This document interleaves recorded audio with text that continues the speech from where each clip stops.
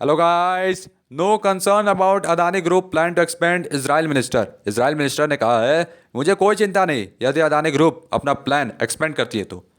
Israel encourage कर रहा है मोर इजरायली कंपनीज को अपने ऑफिस बनाने के लिए इंडिया में, डेवलप करने के लिए जॉइंट वेंचर अलायंस करेगा interest with make in India, स्वदेश भारत।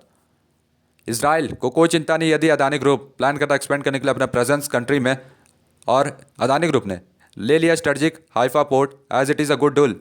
तो ये अच्छा डील है जो कि पेव करेगा wave for more investment from Indian side. Israeli economy and industry minister Nir Barkat ने कहा है, इसराइल के इकोनॉमी और इंडस्ट्री मिनिस्टर हैं नीर बाकर। तो उन्होंने कहा है कि यदि अदानी ग्रुप और भी इन्वेस्टमेंट करना चाहता है इसराइल में तो वो कर सकता है, और हैफा पोर्ट लेना एक अच्छा डील है इंडिया की साइड की तरफ से। यदि इंडियन की और भी बिजनेसमैन इसराइल में आते हैं तो ये अच्छी बात होगी।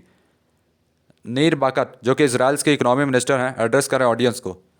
Through the focus between India and Israel may not be pushing ahead with the negotiations on a free trade agreement, the Israel side is keep on encouraging more Israeli companies to set up office in India to develop joint ventures while alleging interest with Make in India initiative, Barca said in an interview। जो focus है India और Israel का वो अभी भी push नहीं किया है अहेड, क्योंकि निगोशिएशन चल रहा है फ्री ट्रेड एग्रीमेंट एफटीए के साथ। इसराइली साइड जो है इनकरेज करेगी ज़्यादा इसराइली कंपनीज को ऑफिस बनाने के लिए इंडिया में, डेवलप करेगी जॉइंट वेंचर्स, जोड़ेगी इंटरेस्ट मेक इन इंडिया के साथ इनिशिएटिव, ऐसा बारका ने इंटरव्यू में कहा है। Asked if Israel was concerned about Adani Group investment in Israel following the recent downturn in the fortunes of conglomerate, Barkett replied, "No, it is not a good concern. It is not a concern. We are not looking into a businesses here. It is a classic good investment in Israel and we welcome more investments." और उनसे पूछा गया है कि क्या Israel चिंता करता है अदानी ग्रुप इन्वेस्टमेंट का इसराइल के फॉलोइंग द रिसेंट डाउनटर्न हुआ है फॉर्च्यून्स का ऑफ द कॉन्टोमरेट। तो इससे पहले जो इसराइल को इन्वेस्ट कर रहे थे फॉर्च्यून्स ऑफ कॉन्टोमरेट, उन्होंने वहाँ इसराइल से अपने सारे पैसे निकाले, इन्वेस्टमेंट निकाले, उसके बाद अदानी ने इन्वेस्ट किया वहाँ पे। तो बारकट ने रिप्लाई किया कि ये चिंता की बात नहीं है, हम लोग आगे की ओर देख रहे हैं अपने इसराइल को डेवलप करने के लिए, और हम लोग को बिजनेस से कोई भी लेना देना नहीं है। ये क्लासिक गुड इन्वेस्टमेंट है इसराइल में और हम लोग वेलकम करते हैं और भी इन्वेस्टमेंट को। Noting that Israel had only 2 major ports at Haifa and Ashdod, Barkat ने कहा है कि ये सिग्निफिकेंट था कि कंट्री को इंटरेस्ट करना होगा मैनेजमेंट ऑफ अ पोर्ट और टू इंडियन फार्म। इसराइल के पास केवल 2 मेजर पोर्ट्स हैं, पहला हाफा है और दूसरा अशडोड है। बारकट ने कहा है कि ये बहुत ज़रूरी था कि कंट्री को भरोसा करना होगा मैनेजमेंट ऑफ पोर्ट को लेकर इंडियन कंपनीज के ऊपर। Port in Hapa. Fact that Israel's trusting a foreign entity to manage and lead the port is testimony that we trust our friends in India. We are not looking at what is happening here. It is clean, hopefully a good deal, and we want to welcome more deals like that in Israel, he said.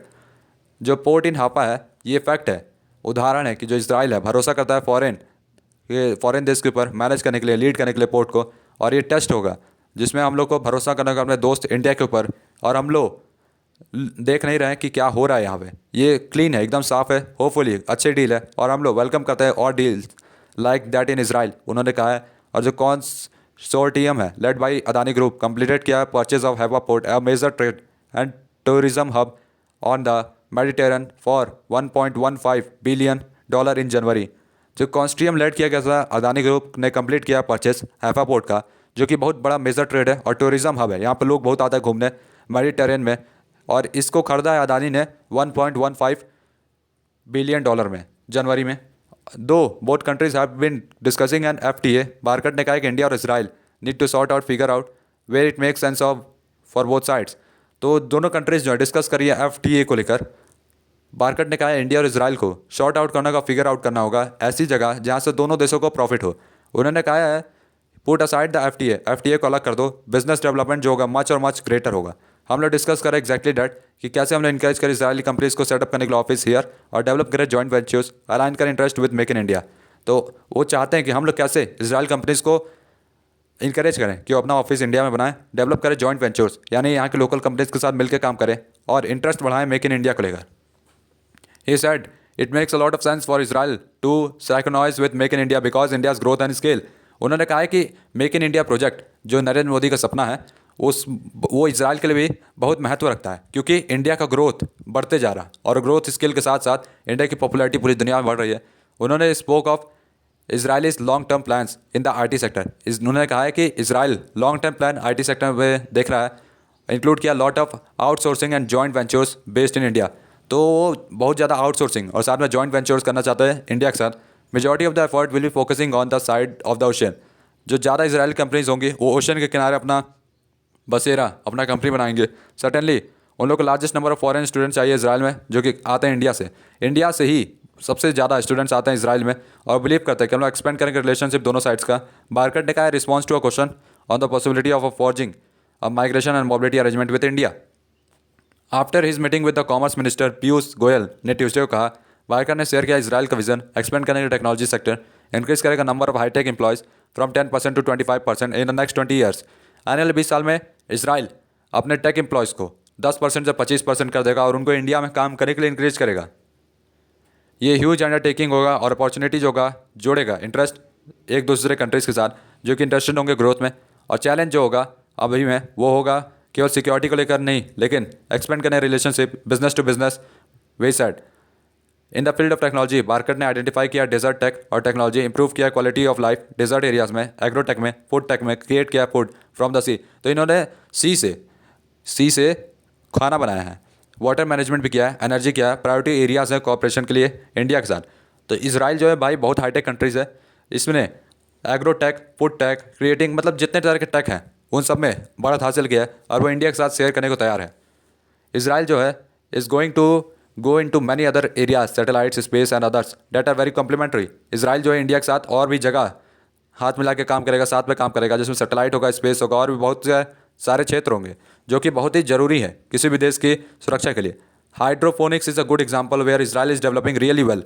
On 1 acre of hydroponics you could develop food equivalent to 50 acre of land, he said. तो अरे भाई ये क्या बना क्या रहा है Israel, भाई कमाल की चीज़ है। हाइड्रोफोनिक्स बहुत अच्छा एग्जाम्पल है जिसमें इसराइल डेवलप कर रहा है बहुत अच्छे तरीके से। एक एकड़ ऑफ हाइड्रोपोनिक्स यानी 1 एकड़ ज़मीन में हाइड्रोपोनिक्स के आप डेवलप कर सकते हैं फूड 50 एकड़ ज़मीन में। मतलब 50 एकड़ ज़मीन में आप जितना खाना कल्टीवेट करेंगे, जितना आप बीज लगा के सारा खाना जितना भी सब कुछ भी मतलब जो बनाएंगे आप, वो खाली आप 1 एकड़ ज़मीन में कर सकते हैं। तो एक तरह से इंडिया के लिए बहुत बड़ी बात है। नेचुरली जब आपको डेवलप करना है बिजनेस मॉडल तो इसके that are scalable for the rest of the world. तो I believe India is a classic development partner that is we are going to be doing, I believe that is classic win win. तो India और Israel दोनों classic partners हैं। India में अब धीरे धीरे upgrade हो रहा है और इसराइल भी अपग्रेड हो रहा है। तो दोनों देश चाहते हैं क्लासिक विन।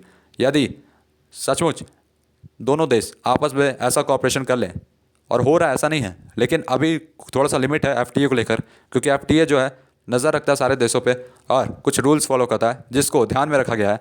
अगर एफटीए को हटा दिया जाए तो दोनों देश और आगे साथ में अपना डेवलपमेंट बढ़ाएंगे। तो गाइस तब तक good bye, tata bye bye.